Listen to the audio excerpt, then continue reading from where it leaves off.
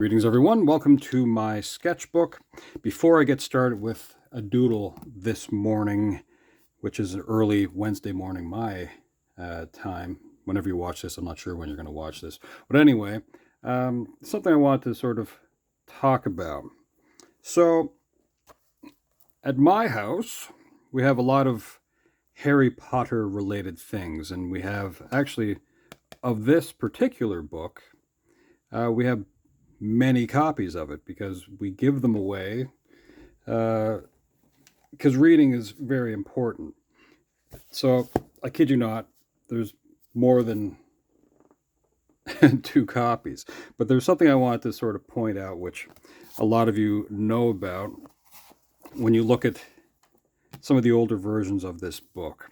So let me flip something over here.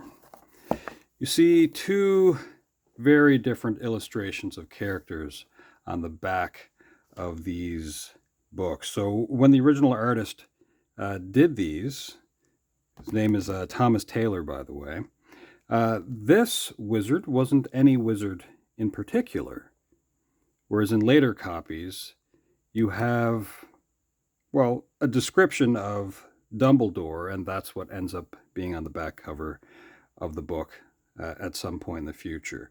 But what's interesting to me is similarities between the illustrations themselves. Of course, you see these striped pants. You see this scarf here with this sort of curly little designs on it. Well, that also appears here on the, I don't know if you want to call this a smock or the part of the inner robe of Dumbledore. You have like the sleeves, very similar. There's a lot of things that sort of transpose from one character to the other. Some people might have, believe that this character was like, well, had more to do with the Philosopher's Stone. So perhaps this was Nicholas. Or, well, at some point, the illustrator, Thomas Taylor, gave this wizard a name. Some would have, named him Wizzy, if that even matters, but Robertus Tallis was the name that was given to this.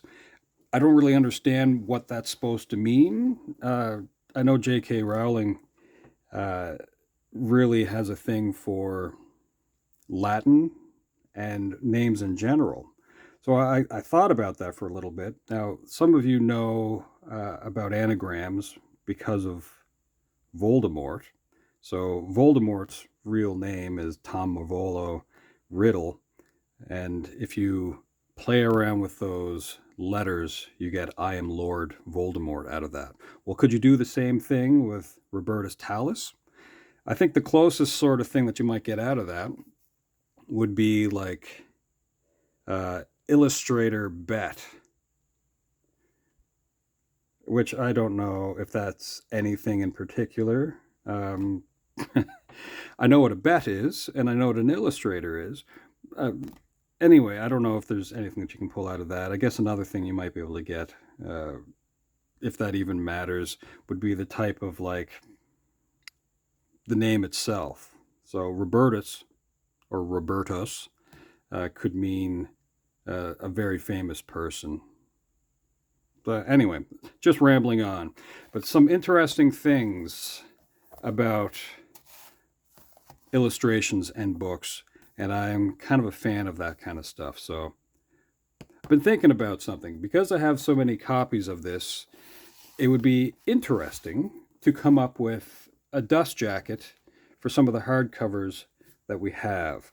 Now, I do have a bunch of them, but what would be interesting in my mind would be to introduce the characters or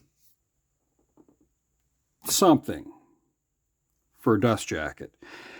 In my head, I'm kind of playing around with an idea. So there's 7 books, and also you could say that there are 7 Horcruxes.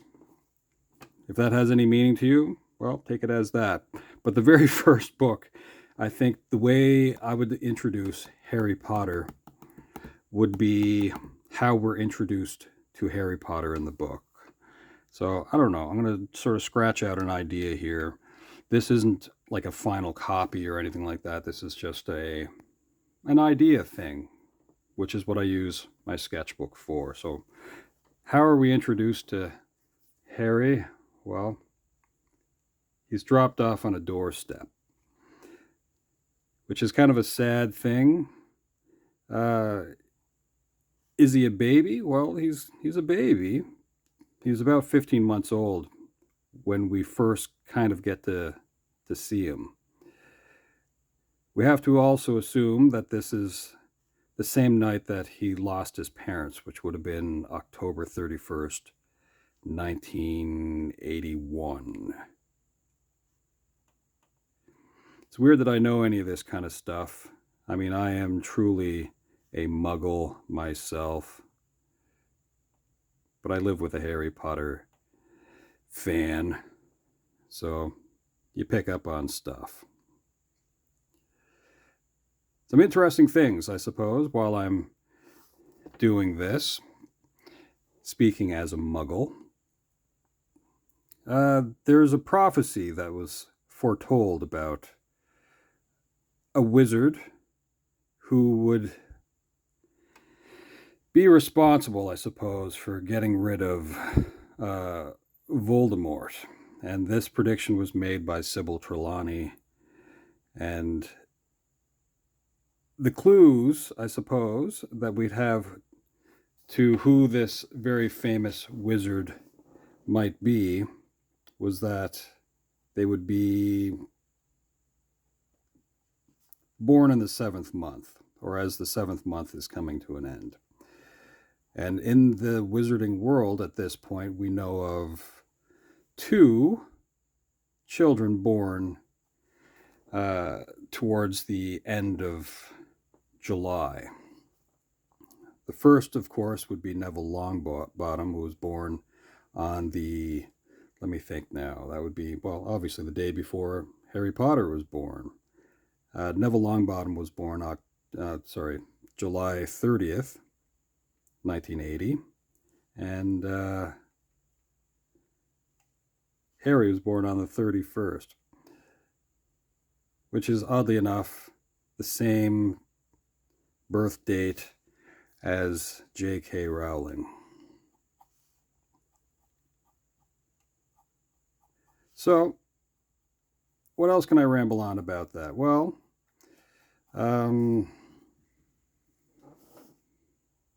lots of rambling, I suppose. It's hard to ramble when I doodle, oddly enough.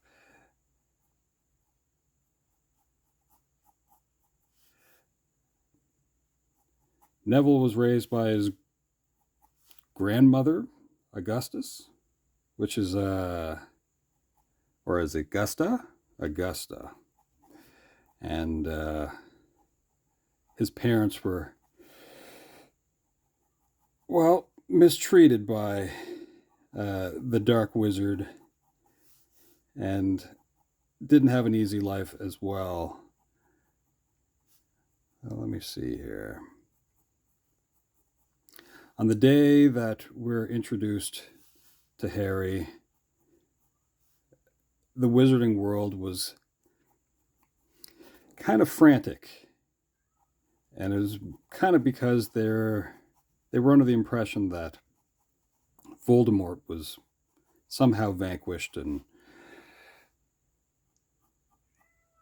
there was some tragedy, of course, throughout the wizarding world, and they were kind of letting themselves get seen, which isn't a good thing. So while Mr. Dursley was, out and about, he would have noticed people in cloaks, but not really put that much thought into it. I think at first he was like, oh, there's young people out there, but then some of them didn't look like young people. But he didn't really think about that stuff for whatever reason.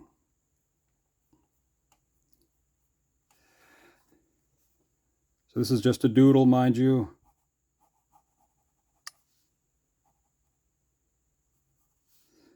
Of young 15-month-old Harry Potter. Actually, let's kind of give him some blankets.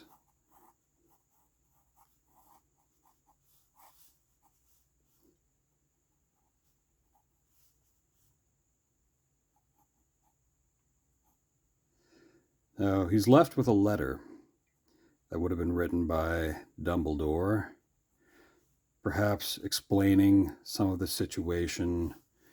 Perhaps, I don't know if there would have been cash inside of it. I don't know.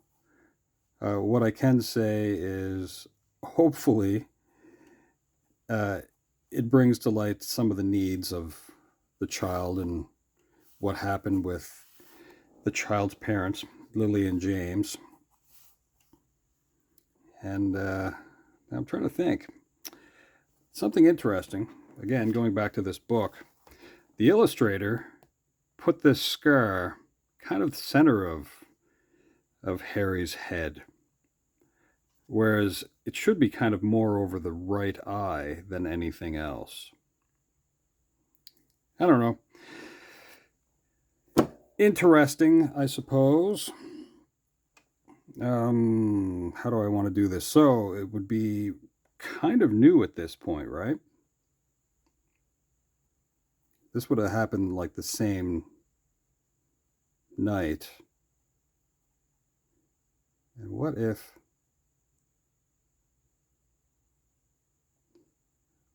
just kind of make it look a little bruise-like? Ugh, it's a strange thing that I just did there. He's noted as having jet black hair. So in 1981, it's hard to say what kind of hairstyle he would have had as a baby, as a 15-month-old.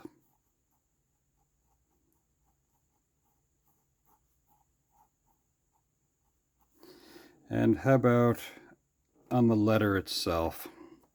We could have, let's see if I can write this upside down, which is going to be kind of weird, I bet. To Petunia.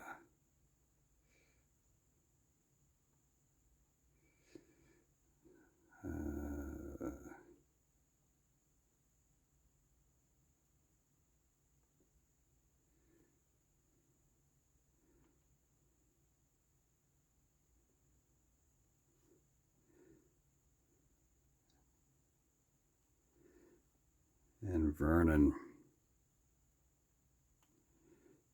Not really going to have the room for all that stuff. Oop, that should be an R. And this would be an N. O-N.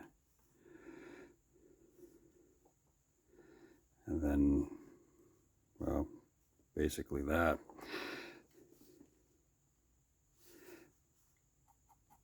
But in some way, that's how I'd like to introduce young Harry Potter if I were to have anything to do with the illustration for the first book. Now, I suppose it would be interesting because we don't really get a lot of information on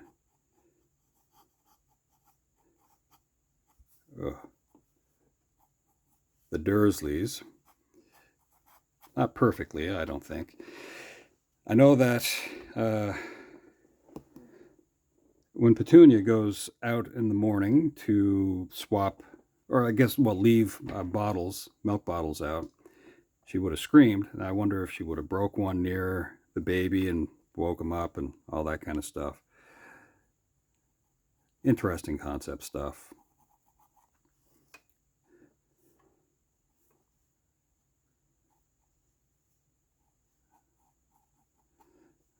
Okay. Yeah. I think that's kind of it. That's about 15 minutes of just me rambling on about whatever kind of stuff. as I said, I think this will be a project of some sort where I will make a dust cover for one of the books. All right, I'm going to back this out just a little bit. I wonder if there's anything else that I would probably want to see before I get too far along with certain things. Let's flip this around. Let me see. Back cover.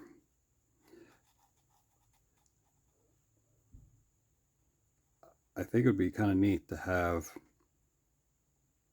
a cat.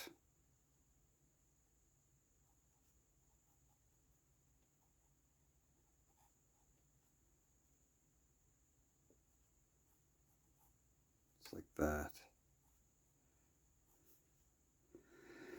And maybe in the background, you'd have a street sign that would mark this as Privet Drive.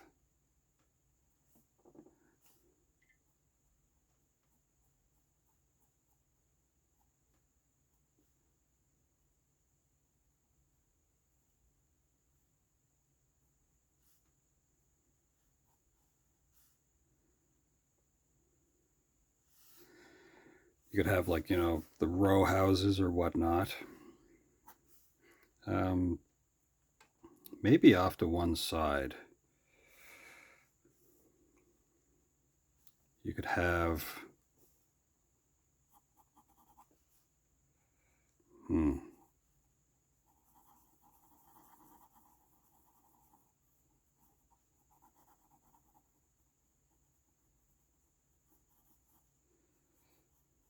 a motorcycle. One that would have been on loan from Sirius Black.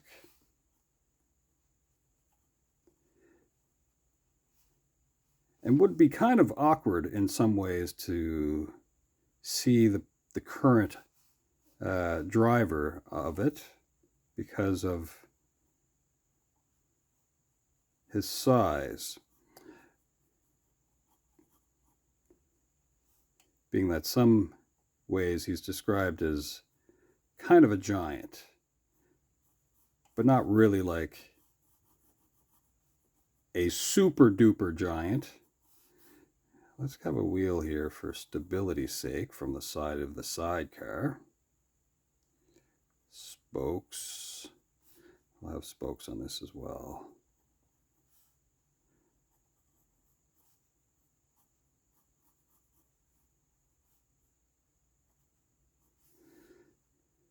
I'll have the engine here.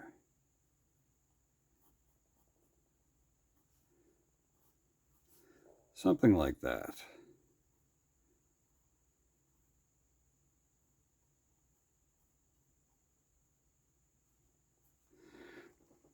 That'd be interesting. You could have shooting stars filling the sky.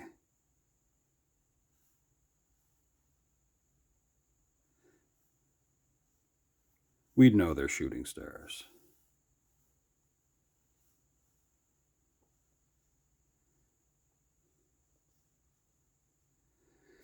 So that's just parked, let's say. Something else that you might see, although time of day is different than what we had earlier in the day, you'd have some owls out and about. And let's say even up here. Now that it's kind of much later on in the day, it would almost make sense.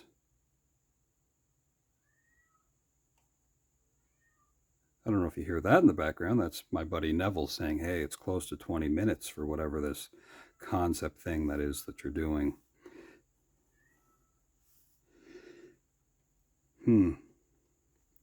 I think that sort of an interesting thing for the back cover. Yeah, so a cat, an owl sitting on top of a street sign that says Privet Drive, shooting stars in the background, a motorcycle with a sidecar. It's kind of interesting. I don't know. But yeah, front cover wise, I think that's interesting. A freshly scarred child sleeping, holding on to a letter. All right, well, no, that's just the idea I want to get out of my head. And yeah, well, I hope you have a great day. And hopefully we'll see you at some point in the near future. I guess that's it. Ciao for now.